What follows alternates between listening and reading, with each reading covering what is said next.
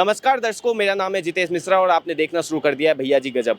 1 अगस्त साल 2024 को supreme court अपना एक फैसला सुनाती है और फैसला है SC ST क्रीमी लेयर को लेकर।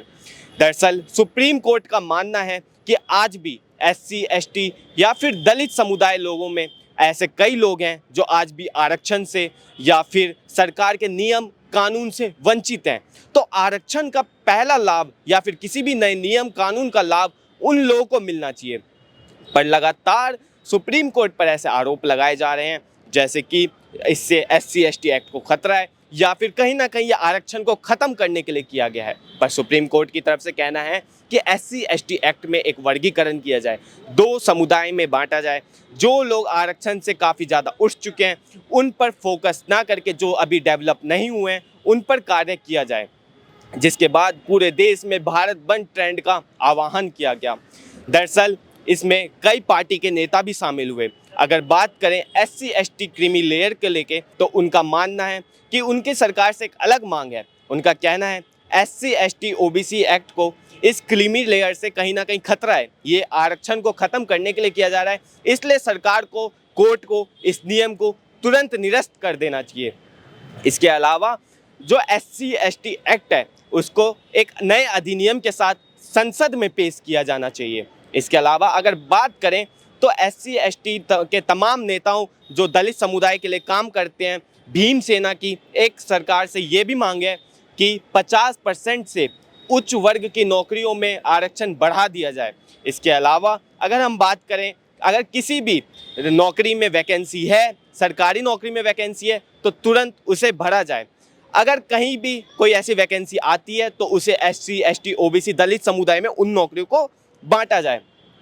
ये तो बात हो गई ये क्रीमी लेयर और SC ST OBC एक्ट को लेकर, पर कहीं ना कहीं ये जो भारत बंद का आह्वान था, भारत बंद का ट्रेंड था, ये एक शांतिपूर्वक होने वाला था, पर कितना शांतिपूर्वक हुआ ये तो आपने वीडियो की शुरुआत में ही देख लिया। अगर बात करें मीडिया रिपोर्ट्स के अनुसार तो मीडिया रिपोर्ट्स के अनुसार भारत बंद तो पूरे देश में था, पर दिल्ली में 21 अगस्त को भी काम अपना डेली रूटीन की तरह लोगों ने फॉलो किया, पर इसका सीधा सीधा असर बिहार, राजस्थान, मध्य प्रदेश जैसे राज्यों में पड़े। इस शांतिपूर्वक आंदोलन में बिहार में कई जगह दंगे देखने को मिले हमें आज, जैसे कि बिहार में ट्रेन यात्रा में भी बाधा डालने की कोशिश की गई, जहां पर पटरी पर बैठकर SC ST दलित समुदाय के लोगों के द्वारा एक आंदोलन किया गया। इसके अलावा कई नेशनल हाईवेज को भी जाम किया गया। ये शांतिपूर्वक था कि नहीं था, ये आप हमें कमेंट में बताइए। इसके अलावा अगर बात करें राजस्थान के जोधपुर की, बिहार की, मध्य प्रदेश की, तो वहाँ पे पूरे दिन स्कूल कॉलेज को बंद कर दिया गया। वैसे भारत बंद 14 घंटे का था, पर यह भारत बंद हमें 14 घंटे से ज़्यादा देखने को मिला। इसके अलावा समाजवादी पार्टी के अध्यक्ष अखिलेश यादव भी सोशल मीडिया प्लेटफॉर्म X पर लिखते हैं, आरक्षण की रक्षा के लिए जन आंदोलन एक सकारात्मक प्रयास है। ये शोषित वंचित के बीच चेतना का नया संचार करेगा और आरक्षण से किसी भी प्रकार से छेड़छाड़ के खिलाफ जनशक्ति का एक कवच साबित होगा। शांतिपूर्वक आंदोलन लोकतांत्रिक अधिकार होता है। बाबा साहब भीमराव अंबेडकर जी ने पहले ही आगाह किया था कि संविधान तभी कारगर साबित होगा जब उसके लोग करने वालों की मंशा सही होगी। सत्तासीन सरकारें ही जब धोखाधड़ी, घपले, घोटाले से संविधान और संविधान द्वारा दिए गए अधिकारों के साथ खिलवाड़ करेंगी तो जनता को सड़कों पर उतरना होगा। जन आंदोलन बेलगाम सरकार पर लगाम लगाते हुए।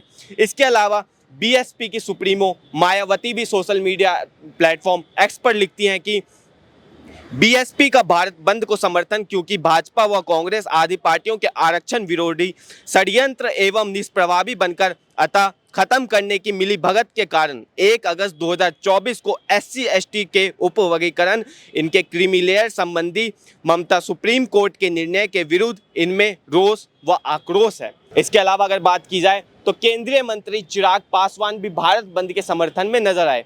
उन्होंने क्या कहा, आप ये वीडियो देखिए। भारत बंद है और मैं इस समाज से आने वाले लोगों की भावना के साथ अपने आप को भी हम लोग जोड़कर देखते हैं। मेरी पार्टी का भी समर्थन इसको लेकर है, बट हाँ, मेरे प्रधानमंत्री जी ने जैसा कहा, जिन बिंदुओं को लेकर हम लोग कोई चिंताएं थी, क्रीमी लेयर को लेकर, इसके वर्गीकरण को लेकर, उसको लेकर प्रधानमंत्री जी ने भी अपने पक्ष को मजबूती से रखा है।